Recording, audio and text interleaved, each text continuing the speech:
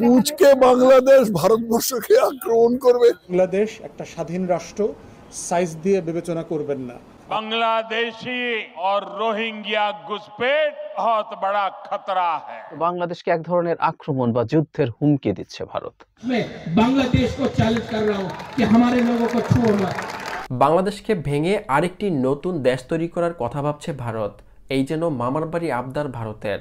শেখ হাসিনাকে ক্ষমতাচ্যুত করার পর থেকে মাথা নষ্ট হয়ে গেছে ভারতের বিজেপি নেতাদের। কখনো যুদ্ধের জন্য প্রস্তুতি, আবার কখনো বাংলাদেশকে ভেঙে নতুন দেশ গঠনের স্বপ্ন দেখছেন তারা।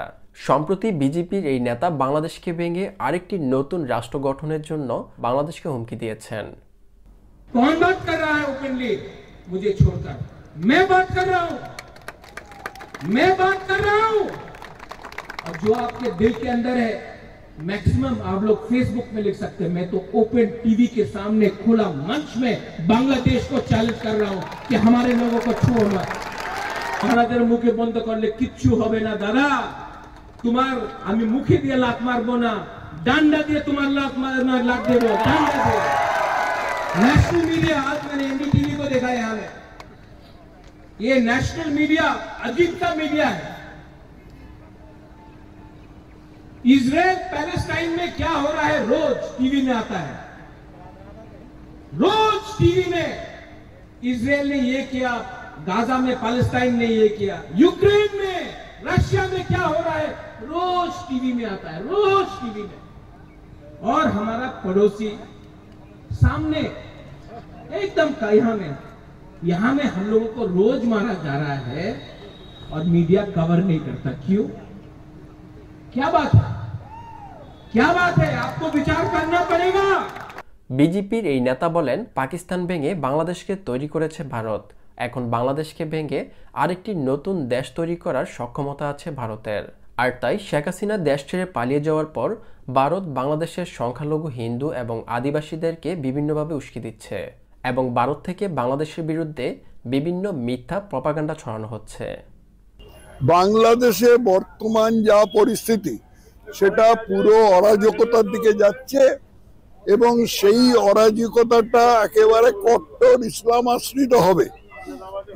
এর মধ্যে গণতন্ত্রের কোনো নামগন্ধই নেই। ইউনূস সরকার বলে কিছু নেই। বাংলাদেশে এখন সম্পূর্ণ অরাজক অবস্থা। ইউনূসকে ফুটবলের মতন ব্যবহার করা হচ্ছে।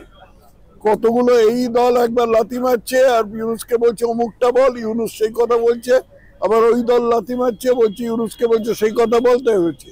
ইউনূসের কোনো দায়িত্ব নেই, ইউনূসের কোনো কর্তৃত্ব নেই এবং ইউনূস সরকার বলে কোনো জিনিস নেই। বাংলাদেশের সম্পূর্ণ অরাজক অবস্থা। তবে শুধু যে বিজেপির নেতারা এমন বেফাস বক্তব্য আর মিথ্যা প্রপাগান্ডা ছড়াচ্ছে তা কিন্তু নয়। ভারতের প্রধানমন্ত্রী নরেন্দ্র মোদীও বাংলাদেশকে নিয়ে উস্কানিমূলক বক্তব্য দিয়ে আসছেন। भाई और बहनों, आज संथाल परगना और कोल्हान में बांग्लादेशी और रोहिंग्या घुसपैठ बहुत बड़ा खतरा है कि जेएमएम के लोग बांग्लादेशी और रोहिंग्या घुसपैठियों के साथ खड़े हैं। एक घुसपैठिए और कट्टरपंथी जेएमएम को भी अपने कब्जे में लेते जा रहे हैं। ভারতের প্রধানমন্ত্রী নরেন্দ্র মোদীর এমন বেফাস বক্তব্য ভারত বাংলাদেশ এই দুই দেশের জনগণকে উস্কে দেবে বলে মনে করা হচ্ছে। বিজেপির এমন বেফাস বক্তব্য এবং উগ্রপন্থী আচরণের জন্য ভারতের প্রতিবেশী সকল দেশের সাথে দূরত্ব তৈরি হচ্ছে ভারতের। তাই নরেন্দ্র মোদীর এমন বক্তব্য ভুল স্বীকার করে জাতির কাছে ক্ষমা চাওয়ার জন্য পরামর্শ দিয়েছেন বাংলাদেশের তরুণ এই রাজনৈতিক নেতা। ভুল হয়েছে স্বীকার করেন, জাতির কাছে ক্ষমা চান। বাংলাদেশ একটা স্বাধীন রাষ্ট্র, সাইজ দিয়ে বিবেচনা করবেন না। আপনার 7 বোন কন্যা যে রাজ্য আছে, আপনার 7 সিস্টার্সের নিরাপত্তা, স্বাধীনতা, সার্বভৌমত্ব কিন্তু বাংলাদেশের উপর নির্ভর করে। অতএব বাংলাদেশকে আননেসেসারি খেপাবেন না, ঘাটাবেন না।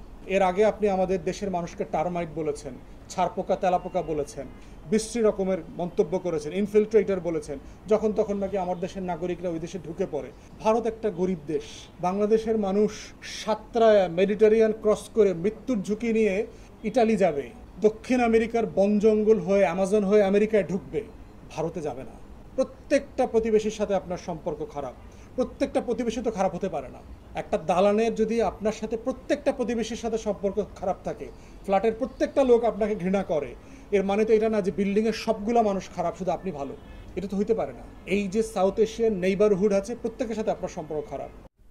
এর আগে গত 5 আগস্ট ছাত্র জনতার আন্দোলনের মুখে শেখ হাসিনা দেশ ছেড়ে ভারতে পালিয়ে যাওয়ার পর বাংলাদেশের অস্থিতিশীল পরিস্থিতির সুযোগকে কাজে লাগিয়ে ভারতের সেনাবাহিনীকে যুদ্ধের জন্য প্রস্তুতি নিতে বলেছিলেন ভারতের প্রতিরক্ষা মন্ত্রী রাজনাথ সিং, যা নিয়েও ব্যাপক আলোচনা সমালোচনার মুখে পড়তে হয় ভারতকে। এবার ভারত ইনডিরেক্টলি বাংলাদেশকে যুদ্ধের হুমকি দিচ্ছে। যুদ্ধের হুমকি হয়তো কারো কারো কাছে একটু বেশি বলে মনে হবে, কিন্তু যে ভাষায় কথা বলেছেন ভারতের প্রতিরক্ষা মন্ত্রী জনাব রাজনাথ সিং, এটাকে সেভাবে দেখার দরকার আছে, সেটাকে আমরা সেভাবেই দেখব। প্রশ্ন হচ্ছে, ভারত এই রকম একটা সময়, যে সময়ে বাংলাদেশ ভারত সম্পর্ক খুবই টাফ একটা সিচুয়েশনের মধ্য দিয়ে যাচ্ছে, সে সময়ে ভারত কেন এই ধরনের রেটরিক ব্যবহার করছে? প্রশ্ন হচ্ছে, ভারত কি আসলে বাংলাদেশের সাথে যুদ্ধ করার মতো পরিস্থিতি আছে বলে মনে করে? বাংলাদেশ কি ভারতকে অ্যাটাক করতে পারে কোনো কারণে? উত্তর হচ্ছে নো। বাংলাদেশ ভারতের সাথে যদি যুদ্ধ মানে খুব অল্প সময়ের মধ্যে, আমরা টেকনিক্যালি যদি চিন্তা করি, শর্ট এবং মিড টার্মেও কয়েক বছরের মধ্যে যদি বাংলাদেশের সাথে ভারতের যুদ্ধ হয়, সেটা বাংলাদেশ ভারতের আক্রমণের, ভারতের আগ্রাসনের প্রতিরোধ করার জন্য যুদ্ধটা হবে। এটার মধ্যে কোনো রকম কোনো কনফিউশনের কোনো রকম কোনো কারণ নেই। মানে বাংলাদেশ ভারতকে অ্যাটাক করছে। ধরুন বাংলাদেশে এই মুহূর্তে স্টুডেন্টরা ভার্সিটিতে কখনো কখনো চিকেন নেক নিয়ে স্লোগান দিয়েছে, এটা স্টুডেন্টদের এক ধরনের আবেগের স্লোগান, এটাকে খুব সিরিয়াসলি দেখার কিছু নেই, জাস্ট একটা রেটরিক। সো বাংলাদেশ মানে এগিয়ে গিয়ে ভারতের কোনো একটা জায়গায় আক্রমণ করে বসবে কোনো সম্ভাবনা নেই। তার মানে ভারত বাংলাদেশে আক্রমণ করার, মানে যুদ্ধ মানে হলো ভারতকে বাংলাদেশ আক্রমণ করতে হবে। সম্ভাবনা কি আছে? করবে কি? আমার কাছে এটা একেবারেই মনে হয় না ভারত অন্তত শর্ট এবং মিড টার্মে বাংলাদেশকে আক্রমণ করার কোনো বাহানা তৈরি করবে বা আক্রমণ করবে। কারণটা খুব সোজা, সেটা হচ্ছে বাংলাদেশকে আক্রমণ করে ভারত খুব সহজে সামলাতে পারবে না। মানে একটা বিরাট শক্তিশালী সেনাবাহিনী নিয়ে আপনি একটা দেশকে বম্বিং করে ক্ষয়ক্ষতি করতে পারেন, কিন্তু দখল করে নেয়া বা সিগনিফিক্যান্টলি জয়লাভ করা বেশ কঠিন। এরকম মানে এই যে ইসরায়েল হামাসের কথা বলছিলেন, এত আধুনিক সেনাবাহিনী, পৃথিবীর সবচেয়ে আধুনিক সেনাবাহিনী তালিকা করলে তার মধ্যে ইসরায়েলের বাহিনী থাকবে, কিন্তু তারা হামাসের মতো একটা মিলিশিয়া, তাদের সেই অর্থে কোনো ট্রেইন মিলিটারি নাই, তার সাথেও যথেষ্ট নাকানি চোবানি খেয়েছে। কিন্তু কি করতে পেরেছে? বোমা হামলা করে ধ্বংসস্তূপে পরিণত করার চেষ্টা করতে পেরেছে গাজাকে। ভারত কোনো কারণে বাংলাদেশকে তা করবে? আমি মনে করি না। বাংলাদেশের সাবেক প্রধানমন্ত্রী শেখ হাসিনাকে পরম বন্ধু বলে মনে করত ভারত। ভারতের প্রতিও আনুগত্যশীল ছিলেন শেখ হাসিনা। আর তাই শেখ হাসিনা যতদিন বাংলাদেশে ক্ষমতায় ছিলেন ততদিন বাংলাদেশের সাথে সুসম্পর্ক বজায় রেখেছিল ভারত। তবে এবার বাংলাদেশিদের উল্টো করে ঝুলিয়ে পিটানোর হুমকি দিচ্ছে ভারতের ক্ষমতাসীন নেতা অমিত শাহ। एक बार झारखंड सरकार बदल दीजिए, मैं आपको वादा करता हूं रोहिंग्या और बांग्लादेशी घुसपैठियों को चुन चुन कर झारखंड के बाहर भेजने का काम भारतीय जनता पार्टी करेगी। ये हमारी सभ्यता को नष्ट कर रही, हमारी संपत्ति को हड़प रहे, हमारी बेटियों के साथ अलग अलग प्रकार से नकली शादी रचा रहे हैं और हमारा रोजगारी का भी वो लूटने का काम करते हैं। झारखंड के अंदर कोई घुसपैठिए की जगह नहीं, वो भारतीय जनता पार्टी ही कर सकती है। অমিত শাহর এমন বক্তব্যের তীব্র প্রতিবাদ জানানো হয় বাংলাদেশ থেকে। বিএনপি নেতা হাফিজউদ্দিন আহমেদ বলেন, ভারতে বাংলাদেশিরা যায় না, যারা যায় তারা চিকিৎসার জন্য যায়। তবে বাংলাদেশের চিকিৎসা মান উন্নত হলে চিকিৎসার জন্য আর কেউ ভারতে যাবে না। বাংলাদেশের নাগরিককে উল্টা করে ঝুলিয়ে রাখা হবে। আরে আমাদের দেশের লোক তো যায় না তোমাদের দেশে, খালি চিকিৎসার জন্য যায়, সেটাও এই দেশে ভালো ব্যবস্থা হলে আর যাবে না। কিন্তু উল্টা ঝুলানে কি দরকার? অমিত শাহ হলেন সেই ব্যক্তি, গুজরাটি হত্যাকাণ্ডের চার্জশিটভুক্ত আসামি, তাদের তো জেলে থাকা উচিত ছিল। যেহেতু সেখানে বিচার ব্যবস্থা নাই, সংখ্যালঘু মুসলমানদের উপর অত্যাচার নির্যাতন চলে, সেই কারণে তারা বিচার ব্যবস্থার বাইরে রয়েছেন। এখন বাংলাদেশের নাগরিককে ঝুলানের চিন্তা করছেন। আমাদের কথা হলো আমরা ভারতের সাথে বন্ধুত্বপূর্ণ সম্পর্ক চাই, ভালো সম্পর্ক চাই, but please leave us alone. আমাদেরকে আমাদের মতো থাকতে দেন। আমরা গরিব দেশ হোক, মধ্যম আয়ের দেশ হোক, যেই দেশে যাই হোক, আমরা আমাদের মতো থাকি। আপনারা ধনী দেশ, অনেক পৃথিবীর বৃহত্তম গণতন্ত্র, আপনারা ভালোভাবে থাকেন। আমাদের দিকে সেন দৃষ্টি দিয়ে দৃষ্টিপাত করবেন না।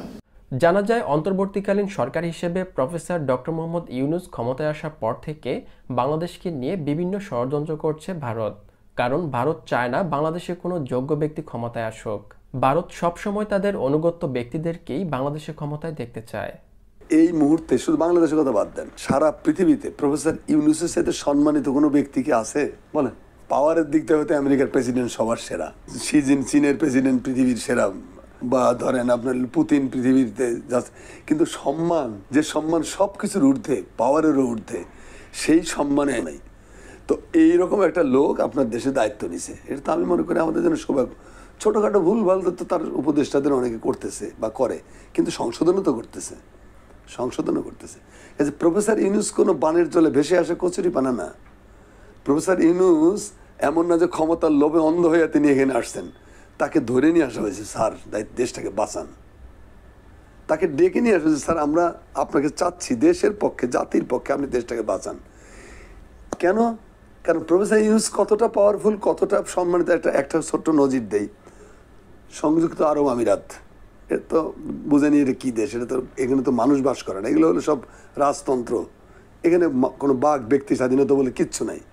সেই দেশে 57 জন বাংলাদেশি 5ই আগস্টের এই ঘটনার পরে মিছিল করছিল, আনন্দ মিছিল, বা হাসিনার বিরুদ্ধে 3-4 আগস্টে প্রতিবাদ মিছিল করছে। সেই জন্য আরব আমিরাতের আইনে, আরব দেশগুলো তো বললাম তো মানুষের দেশ না, এগুলো রাজাদের দেশ। তো এই সমস্ত দেশ এগুলো বিরুদ্ধ, এগুলো নিষিদ্ধ। অতএব তারা এই 57 জনকে ঢুকাই দিয়েছে জেলে, 10 বছর, 20 বছর, 30 বছর জেল দিয়া। সবাই ধরে নিল যে শেষ গেম। প্রফেসর ইউনূস আরব আমিরাতের প্রেসিডেন্ট যেটা এখন আছে, এইটারে বলছে যে আমার লোকগুলোকে ছেড়ে দাও। একটা কথার জন্য সবগুলো একদম বেগজুর খালাস ছেড়ে দিছে। আপনি বুঝতে পারেন ব্যক্তিগত ইনফ্লুয়েন্স কাহাকে বলে? এই ক্ষমতা কি বাংলাদেশের আর কোনো রাষ্ট্রনায়কের আছে?